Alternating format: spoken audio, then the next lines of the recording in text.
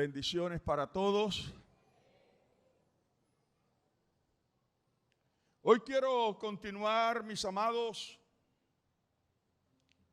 hablando acerca de los principios que nos permitirán sembrar y cosechar 100 por 1.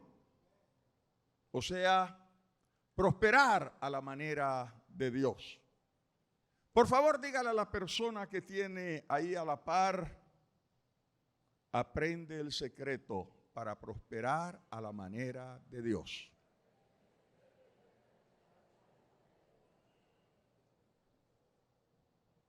Desde el 31 de diciembre hemos estado predicando sobre nuestro lema. ¿Alguien recuerda cuál es nuestro lema para este año 2024? 2024, el año de la gran cosecha. ¿Puede decirlo con su boca? ¿Puede decirlo con su boca? 2024, el año de la gran cosecha. Dale un aplauso firme al Señor. Sé que para aquellos que asisten regularmente los domingos y los martes, se les hace más fácil comprender estos mensajes que son secuenciales. En otras palabras, que son una serie. Porque por lo general, cuando estamos predicando series, el martes continuamos lo que estábamos tratando el domingo y así sucesivamente. Por eso la persona que solamente asiste en los martes, hay unos que son fan de los martes y no vienen el domingo, esos tienen problemas cuando se encuentran con mensajes de series. Igual los que vienen solo los domingos pero no vienen el martes. Porque aunque de manera sucinta trato de introducirlos al tema, lo cierto es que no se logra la misma comprensión cuando se ha venido siguiendo la serie de mensajes. Y una de las razones por las que digo esto es porque cuando expreso una verdad bíblica que tiene alguna dificultad en su comprensión o que ofrece alguna polémica, por lo general les doy los argumentos bíblicos que sustentan dicha verdad. Así que si alguien no estuvo en alguno de los 3 cultos del domingo y viene el martes, se encontrará que estoy diciendo algunas cosas y se preguntan, ¿y de dónde sacó el pastor eso? Y por supuesto que no lo voy a repetir aquí porque eso lo hablamos hasta la saciedad en uno de los 3 cultos del domingo y viceversa. Así que si usted tiene interés en crecer en el conocimiento de la palabra de Dios, le aconsejo que haga su mejor esfuerzo para estar al menos en el culto del martes y en el culto del domingo. Y si es joven, en el culto de los viernes, porque hay temas que se tocan allí solo en ese culto, porque conciernen a ese tipo de población. Pero si a alguien se le hace imposible, y estoy hablando de imposible de verdad, llegar un martes, llegar un domingo a cualquiera de los 3 cultos de la mañana, le aconsejo que recurra a nuestras redes sociales, allí en YouTube o en Facebook. Ahí están los mensajes grabados para que usted los escuche. Entonces, cuando usted llega al siguiente culto, está sintonizado con lo que estamos hablando. En consecuencia, me tomaré 5 minutos para ilustrar a grosso modo a los que no estuvieron el domingo anterior, pero también a aquellos que están con nosotros por primera vez, a aquellos que están siguiendo la transmisión y por casualidad encontraron esta transmisión,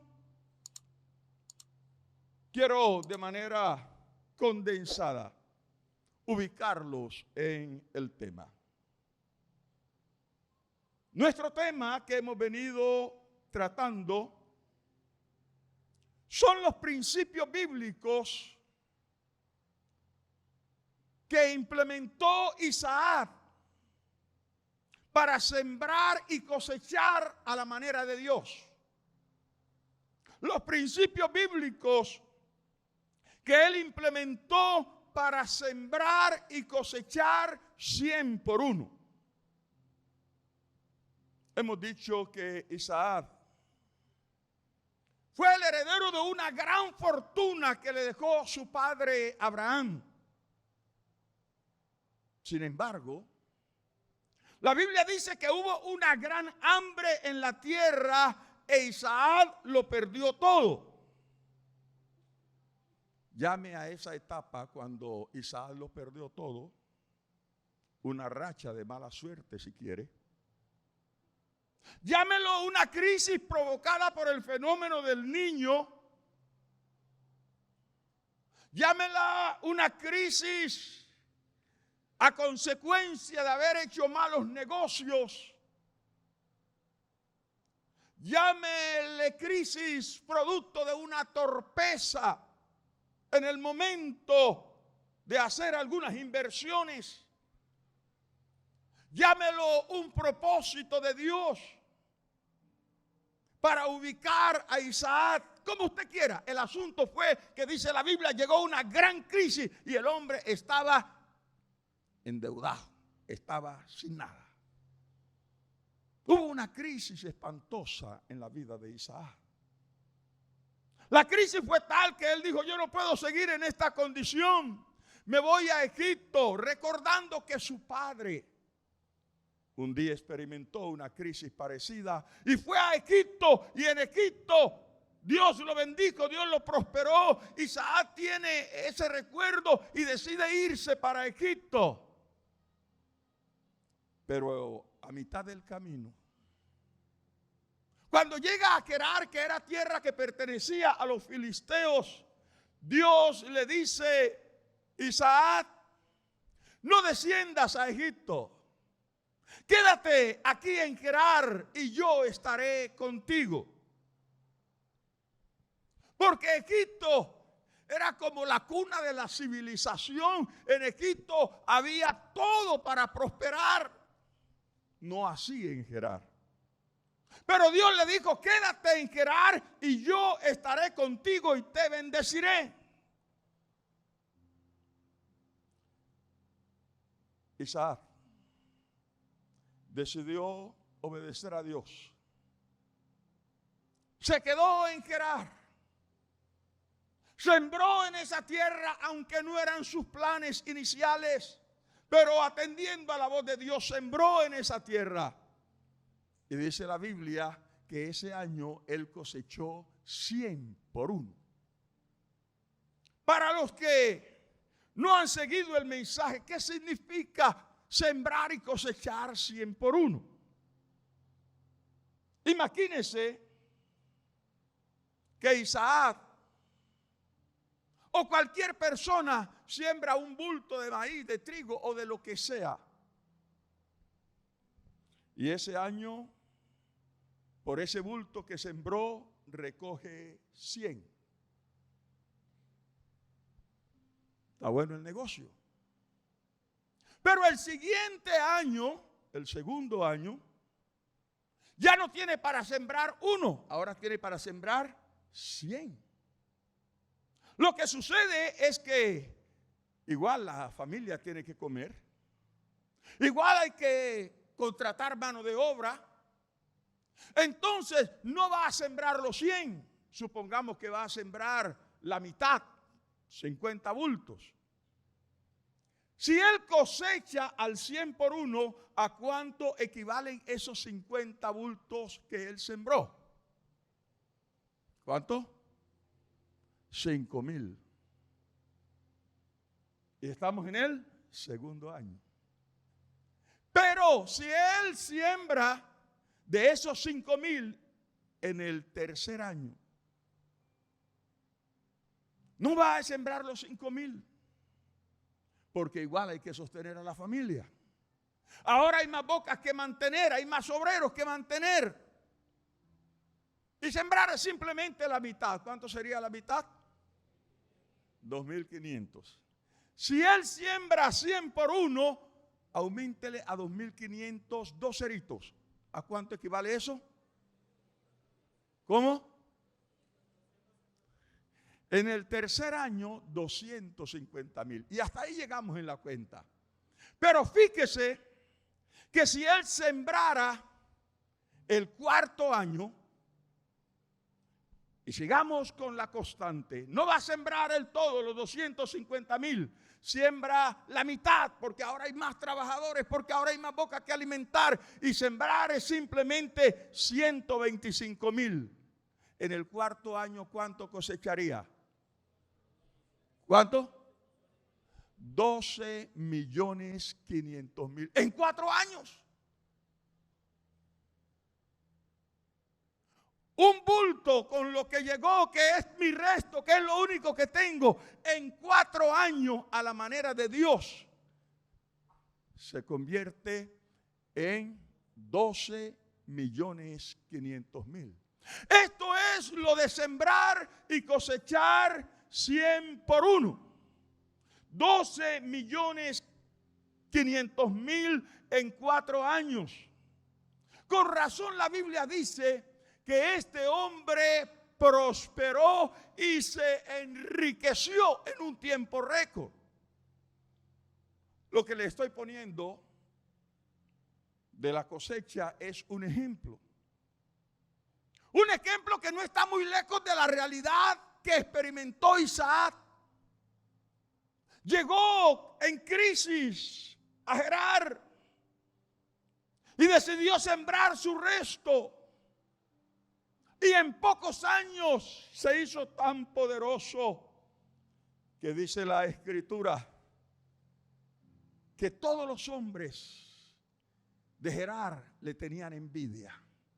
¿Cómo es que este extranjero llega vaciado, sin nada, y ahora es más rico que nosotros? Y el propio rey tiene que ir para decirle: Isaac, no puedes seguir viviendo en medio nuestro. Mucho más rico y poderoso que nosotros te has vuelto. Vete de nuestros contornos. ¿Cómo es posible que en 3 años una persona que llega quebrada pueda llegar a ser más rico que el rey? Eso no tiene lógica. Pero ¿quién le dijo a usted que las cosas de Dios tienen lógica? Cuando Dios está de por medio, todo es posible.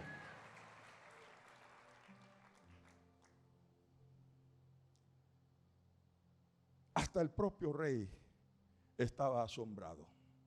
Pero lo más relevante tal vez de lo que he dicho hasta ahora es que para que Isaac pudiera sembrar y cosechar 100 por 1, él tuvo que aplicar unos principios. No fue que sembró simplemente a la loca y eso resultó así.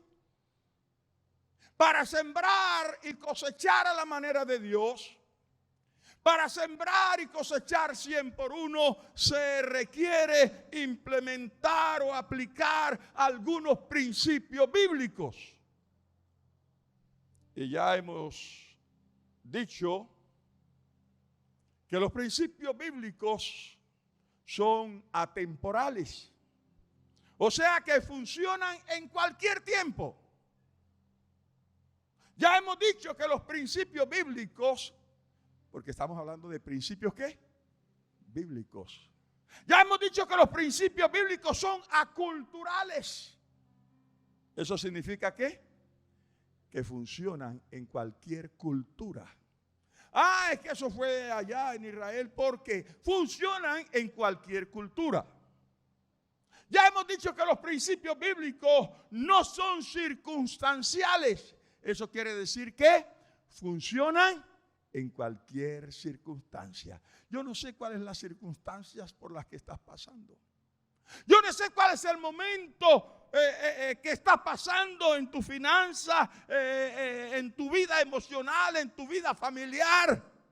Los principios bíblicos funcionan en cualquier circunstancia.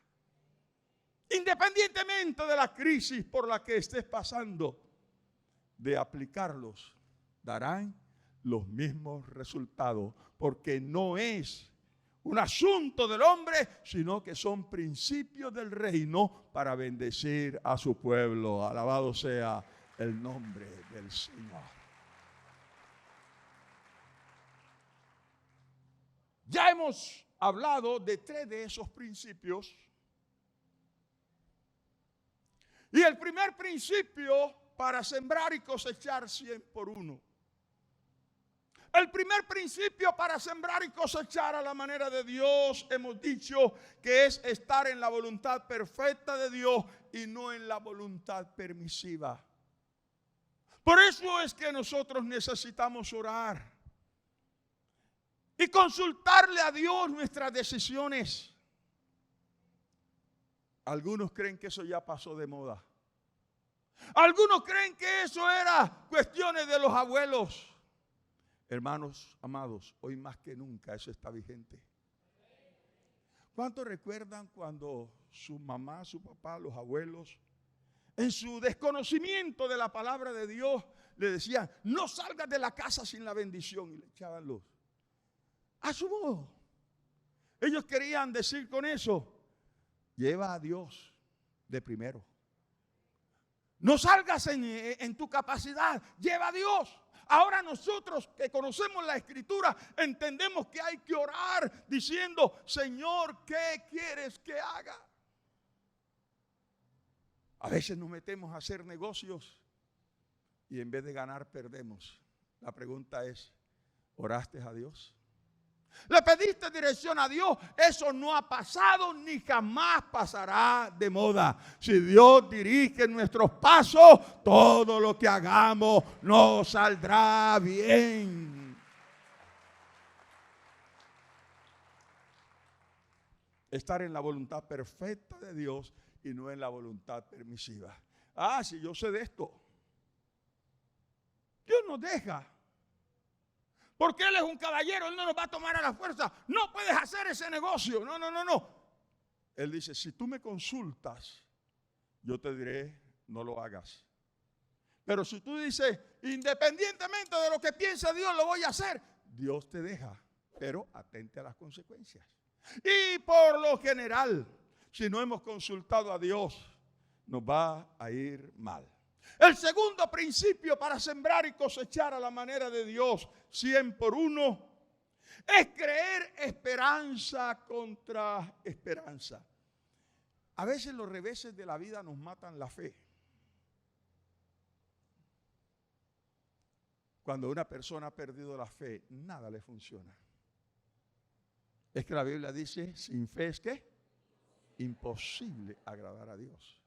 A veces te ha ido tan mal en la vida que no te atreves a hacer nada, has perdido la fe, ya vas con eso, no, también voy a fracasar. Pero el segundo principio, ¿cuál es? Creer esperanza contra esperanza.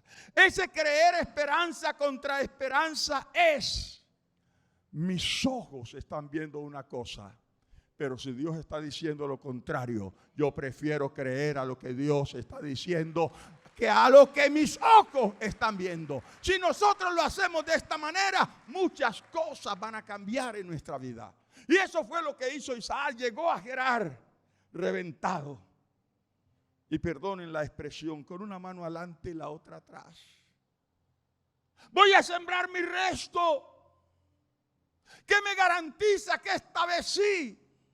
¿Qué me garantiza que no seguiré de fracaso en fracaso? Él tuvo que sobreponerse a eso y creer esperanza contra esperanza. Y sembró. Y el tercer principio que él aplicó fue el principio de la siembra y la cosecha. Si hasta aquí no ha tenido la comprensión completa, vaya a nuestras redes y escúchese esos sermones. Hoy quiero hablarles de ese cuarto principio.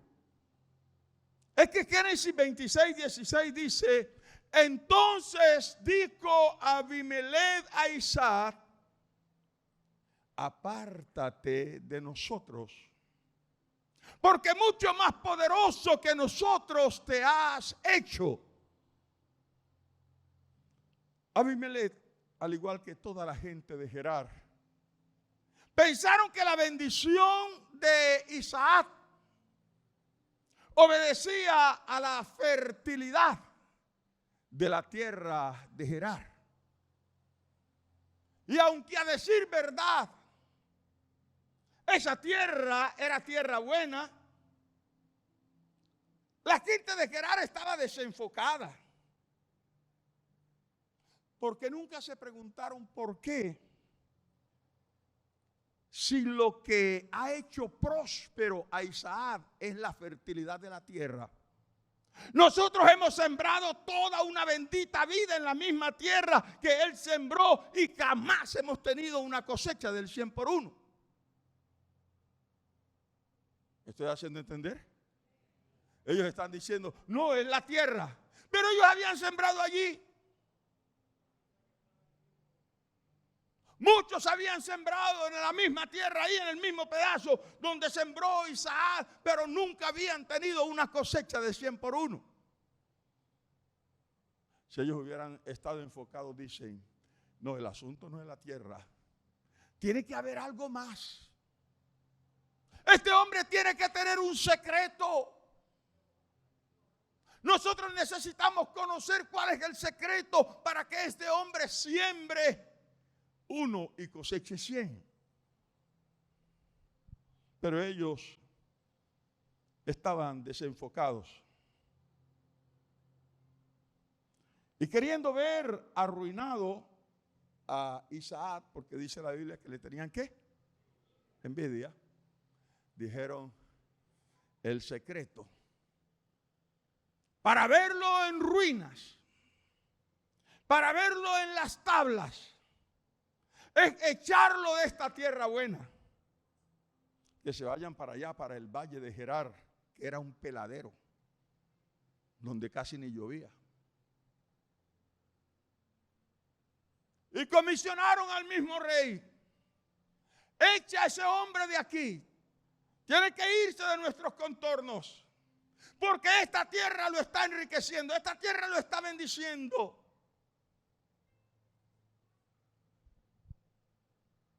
Isaac se fue al valle de Gerar, al peladero, donde casi no llovía. Y ustedes saben que en esas tierras la agricultura dependía 100% de la bendición de Dios, pero también de la lluvia. Pero Isaac se va a Gerar. Y mientras él va saliendo con sus cosas, creo ver a los filisteos frotándose las manos. Ahora sí. Vamos a ver si te va a servir el creer a Dios allá en el valle de Gerar, donde no hay lluvias, donde solo se depende de pozos de agua que se descubran. De hecho, Abraham había estado en esas tierras y Dios le había permitido encontrar agua allí, pero de maldad estos habían sellado esos pozos. O sea, él se va a encontrar con que no hay una gota de agua en Gerar y se va a empobrecer.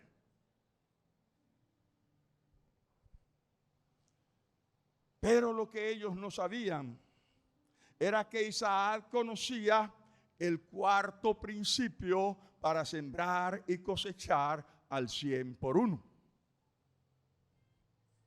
¿Saben cuál es ese principio? ¿Sí? ¿Lo quieren saber? Génesis 26, 13 al 39. El varón se enriqueció y fue prosperado y se engrandeció hasta hacerse muy poderoso. Y tuvo hato de ovejas y hato de vacas y mucha labranza. Y los filisteos le tuvieron envidia, y todos los pozos que habían abierto los criados de Abraham, su padre, en su día, los filisteos los habían cegado y llenado de tierra. Entonces dijo Abimelech a Isaac: apártate de nosotros, porque mucho más poderoso que nosotros te has hecho. E Isaac se fue de allí y acampó en el valle de Gerar y habitó allí. Y volvió a abrir los pozos de agua que habían abierto en los días de Abraham su padre, y que los filisteos habían cegado después de la muerte de Abraham, y los llamó por los nombres que su padre los había llamado. Pero cuando los siervos de Isaac cavaron en el valle y hallaron allí un pozo de agua viva, los pastores de Gerar riñeron con los pastores de Isaac, diciendo: el agua es nuestra. La misión es acabarte. La misión es que no tengas la más mínima posibilidad de prosperar. Por eso llamó el nombre del pozo Eset, porque habían altercado con él. Y abrieron otro pozo y también riñeron sobre él.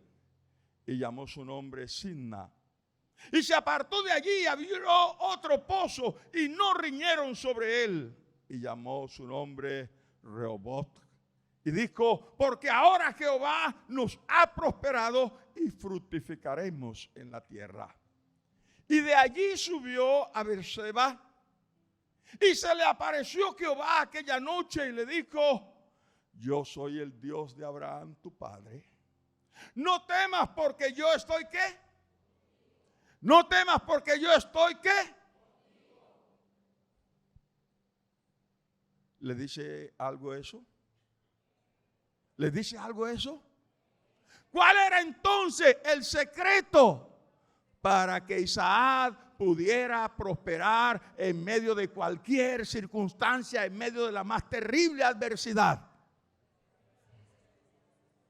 Que la presencia de Dios estaba con él. Vamos a mirar cuál es el principio. Yo soy el Dios de Abraham, tu padre. No temas, porque yo estoy contigo y te bendeciré y multiplicaré tu descendencia por amor a Abraham, mi siervo. Y edificó allí un altar e invocó el nombre de Jehová y plantó allí su tienda, y abrieron allí los siervos de Isaac un pozo. Y Abimelech vino a él desde Gerar, a Usat, amigo, y a Usat, amigo suyo, y Ficol, capitán de su ejército. Y les dijo a Isaac: ¿por qué venís a mí? Pues me habéis aborrecido y me echasteis de entre vosotros. Y ellos respondieron. ¿Puede leerlo conmigo? Miren las pantallas y léalo conmigo al unísono, por favor. Hemos visto que Jehová está contigo, y dijimos: haya ahora juramento entre nosotros, entre tú y nosotros, y haremos pacto contigo, que no nos hagas mal, como nosotros no te hemos tocado, y como solamente te hemos hecho bien, y te enviamos en paz. Tú eres ahora, dígalo. Pero con ese, no, pare. Repitámoslo, así no se dice. Bendito de Jehová. No. Eso hay que gritarlo con fuerza. Ahora tú eres ¿qué? Bendito de Jehová. Ahora entendemos que la riqueza no era la tierra de Gerar, es porque tú eres un bendito de Jehová. ¿Cuántos benditos de Jehová hay aquí? ¿Cuántos benditos de Jehová hay aquí? Dale un aplauso al Señor. Aleluya. De este pasaje salta el cuarto principio. Es mejor aferrarse al Dios de la bendición que aferrarse a la bendición de Dios. ¿Puede repetirlo conmigo? Es mejor aferrarse al Dios de la bendición que aferrarse a la bendición de Dios.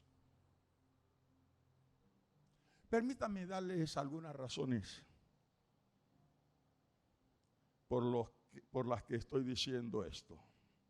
Que es mejor aferrarse al Dios de la bendición que aferrarse a la bendición de Dios. En primer lugar, porque en ocasiones las bendiciones son temporales.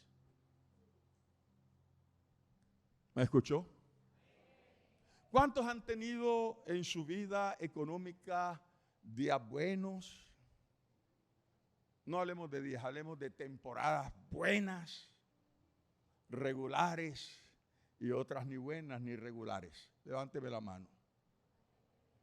La mayoría.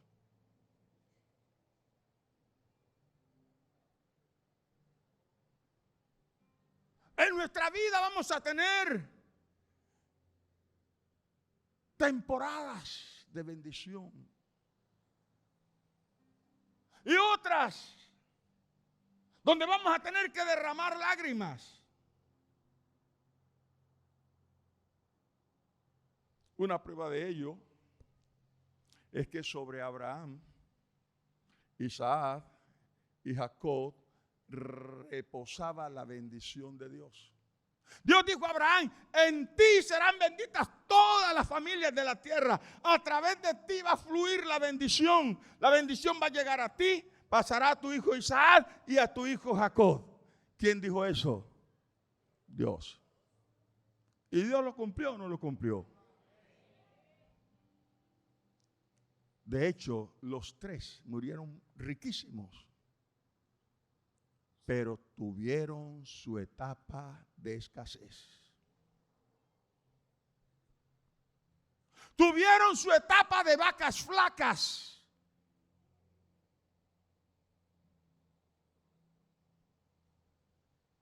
Aún tú siendo un bendecido, una bendecida de Jehová, probablemente pasarás por etapas de vacas flacas. Pero lo que ocurra en ese tiempo de vacas flacas o de vacas gordas, gritará tan fuerte como pueda que amas más al Dios de la bendición o amas más a la bendición que al Dios de la bendición. Yo no sé si usted me está entendiendo. Es en los momentos de vacas flacas donde aflora el carácter. Es en el momento de vacas flacas donde se conoce los verdaderos adoradores. Es en el momento de vacas flacas donde se conoce lo que dicen: Dios está en mi vida por encima de las circunstancias. Esos momentos de vacas flacas a veces son necesarios. Esos momentos de crisis. Esos momentos cuando no hay. Esos momentos cuando los que te rodearon te abandonan. Son necesarios. Y Dios los utiliza con propósito. Y no un propósito de mal, los utiliza con propósito de bien, dice la Biblia, para darnos ese final dichoso que esperamos en Dios. Aleluya. Abraham, el amigo de Dios, pasó por crisis. Tuvo que ir donde los filisteos, a Egipto. Y también tuvo que estar en tierra de los filisteos. Isaac iba para donde los filisteos, para donde los egipcios, pero Dios le dijo, quédate ahí con los filisteos. Jacob tuvo que ir a Egipto. Los tres experimentaron momentos de crisis en su vida. Pero como los tres siempre aplicaron ese principio de que es mejor aferrarse al Dios de la bendición que estar aferrados a la bendición de Dios, el Dios de la bendición hizo que las bendiciones terminaran persiguiéndolo hasta alcanzarlo. Alabado sea el nombre de Dios.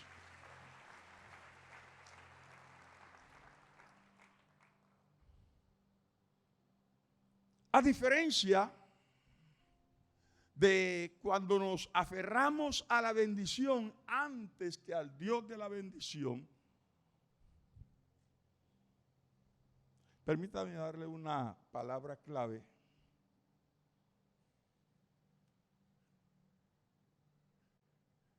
Que le va a permitir saber, como la Biblia dice, engañoso es el corazón, ¿quién lo conocerá? Bueno, Dios sí todo lo conoce, pero para nosotros, ¿cómo sé yo que para mí es más importante realmente el Dios de la bendición que la bendición de Dios? ¿Quiere saberlo? Le voy a dar la clave. La clave más sencilla y simple está en saber o analizar mejor cómo reaccionamos frente a los reveses de la vida. La forma como yo reacciono frente a esos reveses de la vida me va a gritar, Tulio, ¿realmente tú estás más aferrado al Dios de la bendición que a la bendición de Dios? O por el contrario, estás más aferrado a la bendición que al Dios de la bendición. Esos momentos de crisis.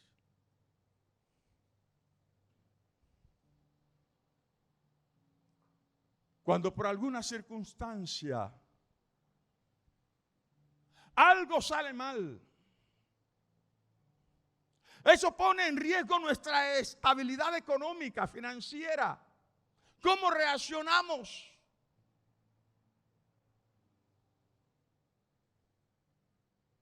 Y esto es una prueba fehaciente, esto no falla. Cuando las circunstancias son adversas y algo sale mal, nos resentimos con Dios. Vaya haciendo su propio análisis. Dejamos de asistir a la iglesia como una manera de expresar nuestra molestia hacia Dios. Decidimos no orar como una manera de expresar nuestra decepción de Dios. Decidimos no servir más en la iglesia como una manera de protestar contra Dios. Un día, el siervo Job vio cómo las bendiciones comenzaron a abandonarlo. Es que las bendiciones fluctúan, ¿sabes? A veces estamos tan bendecidos y mañana probablemente no tanto, pero Dios sigue estando allí. Dios sigue siendo Dios. Job dijo un día, solo recibiremos el favor de Dios y no los males.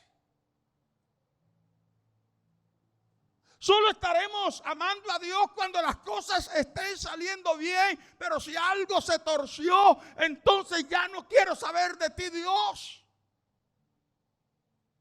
Así actúan solo los que aman la bendición, pero no al Dios de la bendición. Este es Job. Dice la Biblia que Era uno de los hombres más ricos de los orientales, aunque otras versiones dicen que era el más rico de los orientales. Pero un día, en un solo día, él vio cómo lo perdió todo. Llegó alguien afanado tocando.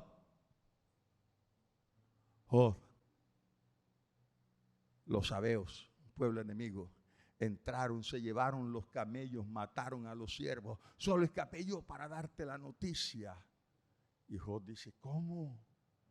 Y estaba otro tocando y no había salido cuando el otro está entrando. Mira, vinieron los enemigos, se llevaron los caballos. Vinieron los enemigos, dice el otro, se llevaron los burros. Y no ha salido y el otro. Descendió fuego del cielo y consumió las ovejas. O sea, parecía que el mismo Dios se hubiese ensañado con Job. Si con la pérdida de cualquier cosa nos rebelamos contra Dios, ahora imagínate, en un solo día una racha. ¿Y sabe cuáles fueron las palabras de Job? Desnudo salí del vientre de mi madre y desnudo he de volver allá. Dios dio, Dios quitó, sea bendito el nombre de mi Dios. Aleluya. Mira, hermano, yo creo que cuando Dios escuchó esa declaración de Job, Dios quería venir y darle un abrazo a Job. Así se habla, mi hijo.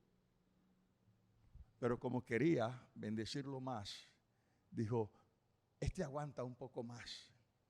Con nosotros Dios dice, no, a no le puedo poner más porque se me quiebra enseguida. Pero recuerda que la bendición depende de hasta dónde hayamos echado las raíces.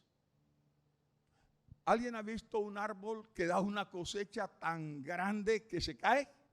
O se parte a veces. Sí,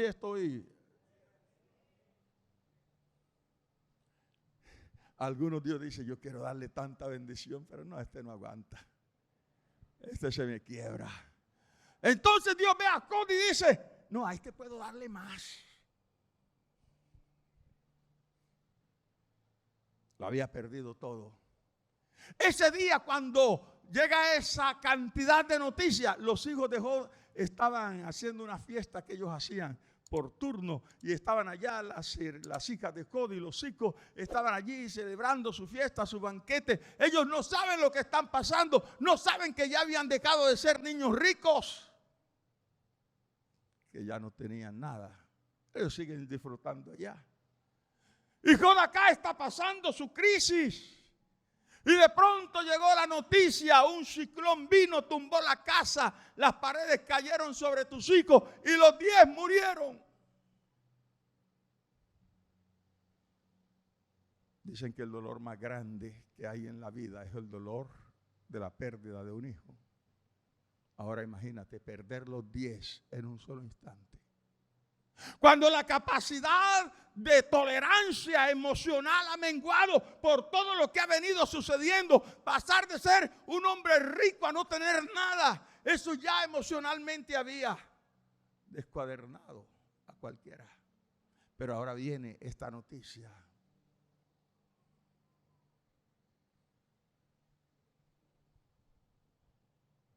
Y se está preparando para sepultar a sus hijos. Y se le prende una sarna maligna desde la coronilla hasta la planta de los pies. Era una lepra. Dice la Biblia que era tan terrible que él tenía que buscar un tiesto y rascarse. Después de haber tenido tantos siervos que pudo simplemente decir, vengan, doncellas, rásquenme. Ahora los que no habían muerto, está vaciado, ya no tiene nada.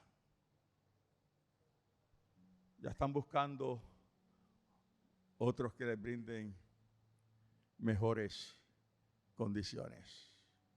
Y con un tiesto. Lo único que le queda es su esposa. Y esta viene para decirle: Job, todavía retienes tu integridad, hombre, maldice a Dios y muérete. Pero ¿sabe cuáles fueron sus palabras? Tú, como una mujer insensata, hablas.